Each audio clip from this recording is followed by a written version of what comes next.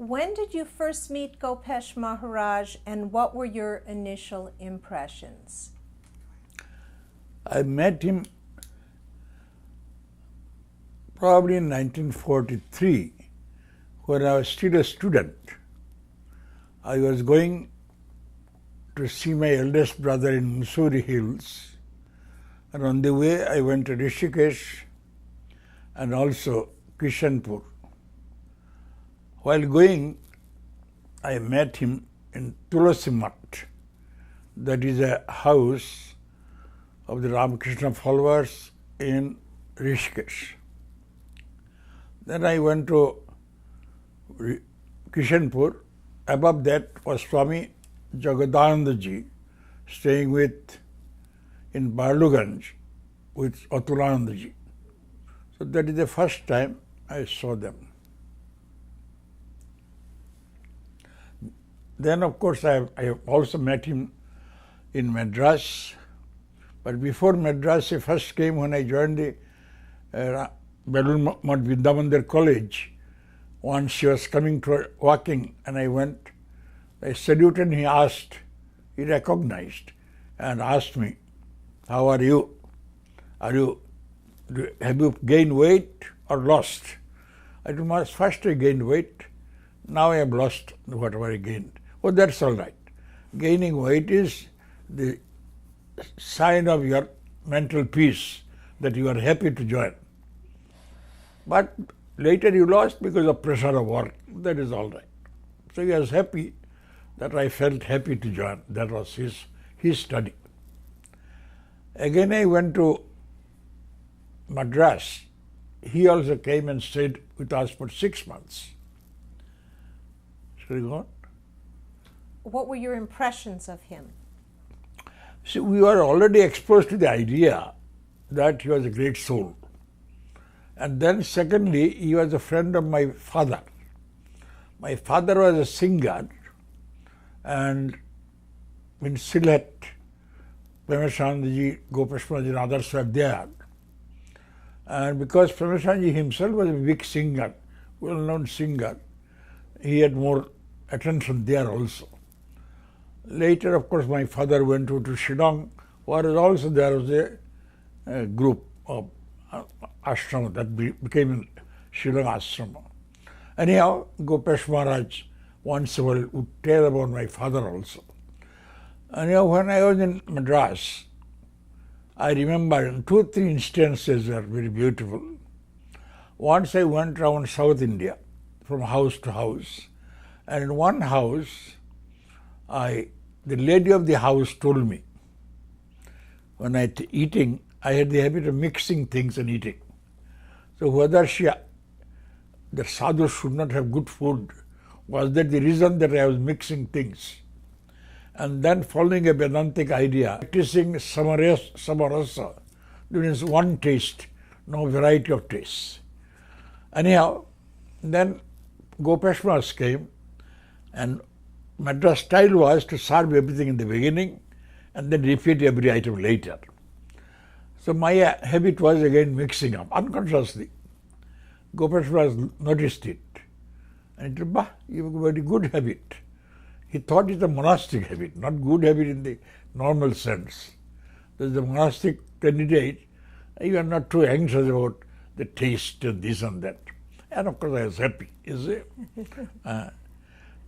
Another thing he noted, well, eating, I was not the bhandari or in charge of the kitchen or anything. If somebody did not get food or a visitor or something, I would notice or tell somebody. He later told me, "Bah, you have a very good habit. You have you watch things that is going on." That is a person who manages things. He has an eye, even if it is not his duty. So this too also he told. About studies he told something. Then further thing I remembered, shall I go on telling about myself? These incidents. Then what is in Delhi? Delhi, once I was pacing up and down. Delhi, I was the head of the center. We were pacing up and down in the late afternoon. Suddenly a phone call came from that some Swami was sick. Could I send anyone to help them? I, of course, immediately agreed and said yes. So in 4 or 5 minutes, I came back to him to walk again. Then I told, this is the information they found. I told, yes. He was so impressed. In 5 minutes, he made the decision. He appreciated very much that you did not take time to spend. I told Maharaj, I did not think about the details. I am to give somebody. I shall be able to find out somebody, even if not as a monastic. So that also I remember another thing. But I became suddenly the head of the center, and Delhi, the topmost people would come sometimes, people who are bereaved. So I was very concerned that what type of solace I could give. One man was the ambassador to Russia, one of the topmost position he had. Another man was a famous Hindi writer. His son died. This son also died. And of course another woman, her son was wounded in the war. So he asked Gopesh Maharaj, what type of consolation I could give? A normal thing to say doesn't look nice at that time. When that's so sorrowful, life happens like this, that will not cut ice. Well, no. You have acquired some measure of calmness, serenity, because from young days you are thinking of God, meditating, so some inner peace has come to you. You are it. They will unconsciously imbibe it. And that is how peace comes to the mind of the people, bereaved people. You need not consciously try anything.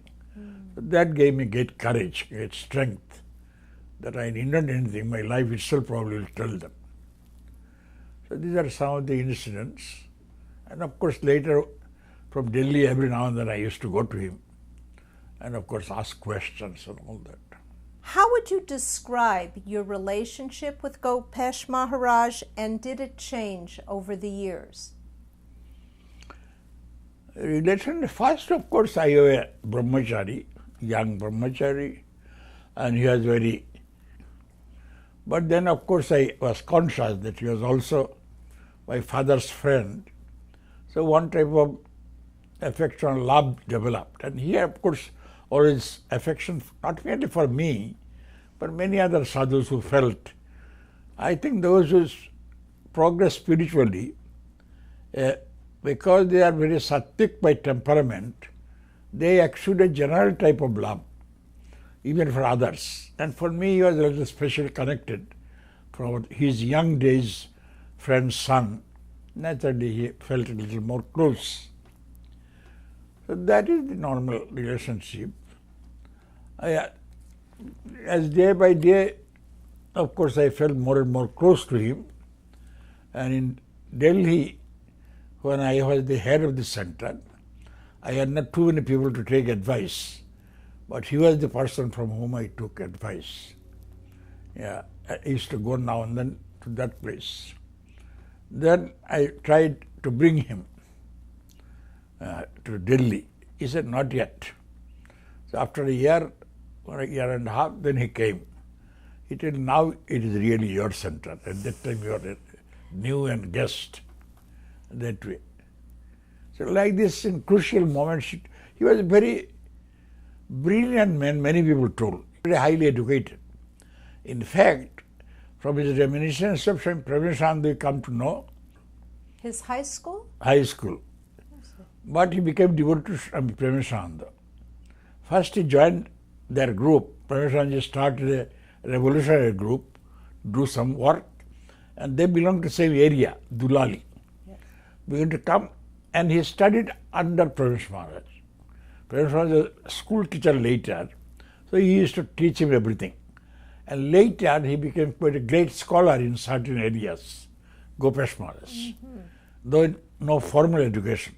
I see. So many people came for information also, religious literature,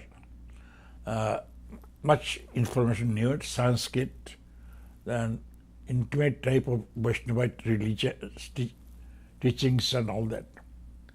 I remember at least half a dozen languages, some prayer, Madras, and procured some Tamil prayer. And every day he would chant in Tamil. The once he asked me to find out a Chinese prayer in the original. So I asked one woman professor who was a Chinese and grew up in Shantiniketan and very good in Bengali professor, Chinese. So I asked her, then she supplied a Chinese prayer in the original with Sanskritized pronunciation. And every day he used to do, about half a dozen languages he would do. So he was a deep scholar in certain areas. And experiences, this, that. I have our Swami Maharaj, Swami Akunthananda, Atmastananda, and Gahanandaji.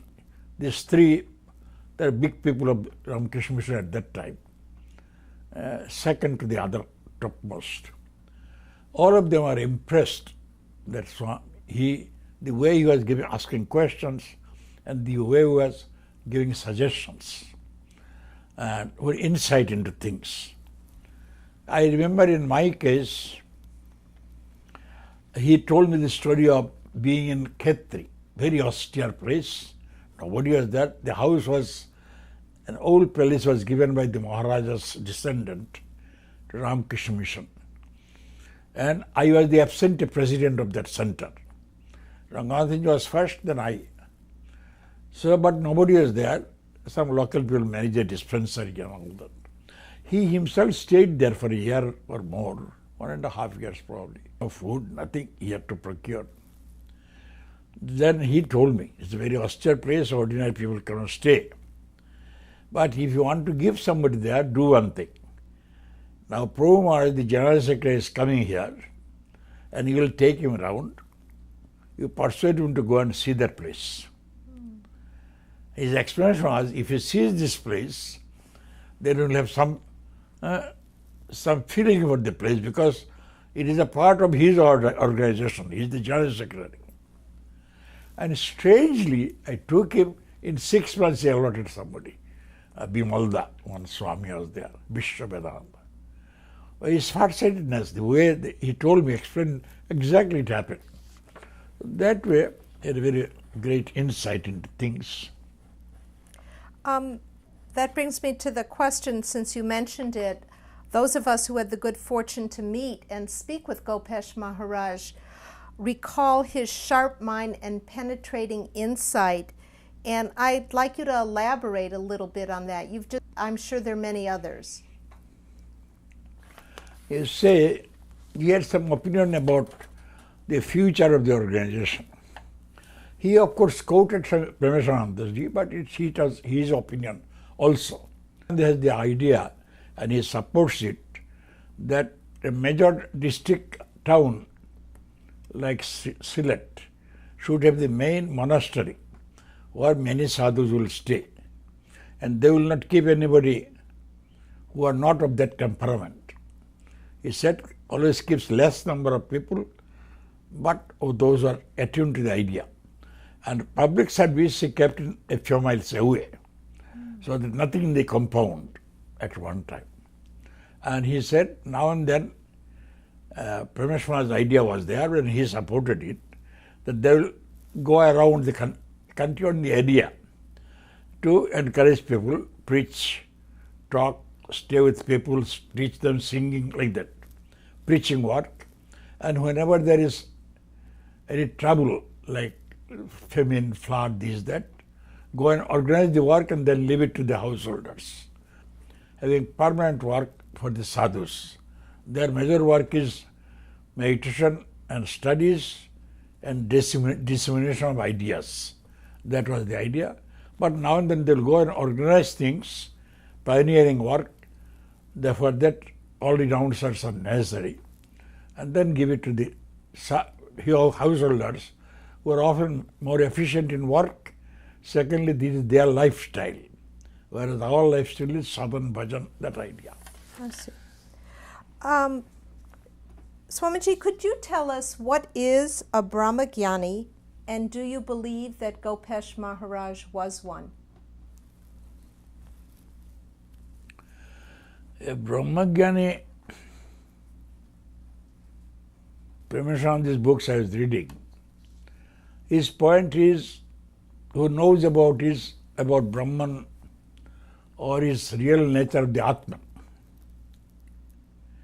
What is the real nature? That he knows that he is not the body, not the mind. That is really the ultimate definition of Brahmajnana. Not merely theoretical knowledge, but to experience it, feel it. So theoretical knowledge also is necessary, but for that a great scholarship is not essential. But that intimate idea about it, thorough clear idea, and then experience of it. Yes, we believe that he was a great soul, and what exactly he was is difficult to say. In our days we don't really actually say like that. Once he wrote to me that one Japanese young man came to India and later went to Vrindavan, went around India and said, I did not see anybody, man of Brahmajnana, man of illumination.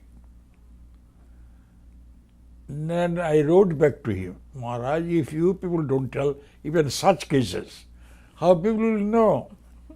He did not claim that to drive up the idea of that boy, he ought to tell.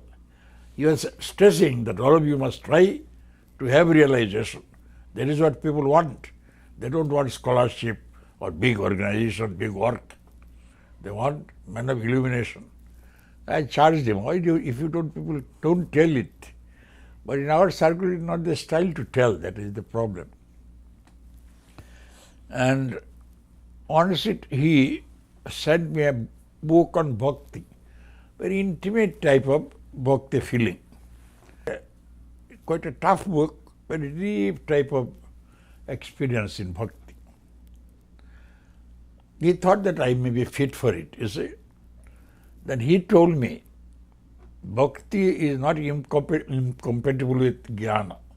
Swami Swahananda, many people don't know, he was a great bhakta, and of course he was well known as a great scholar. And he himself was a deeper type of thinker, but this outside, they don't come out so much. But his life was very austere, even in his later days. Even in his later days, he would always, several hours he would sit for meditation. Straight he would sit, never bend or anything. Take one bowl of food, not more than that. And of course would not care for taste or anything. Even in Vrindavan, on the last days he came to stay there. Even there that habit continued for a few years. Then gradually, when he was able to sit, knee pain, other things came, gradually it lessened. And then of course lying down and all that. So this life was very austere. Then when he first went to Vrindavan, he was hesitating. Then Swami Kripananda, the head of that center, told me. I told Maharaj, you are not going to take food from the hospital. You are not taking anything from the hospital which is meant for other people.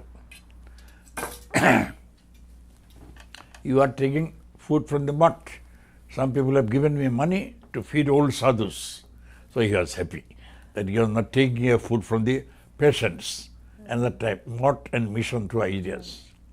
So that type of person he was. And deeper feeling for those places,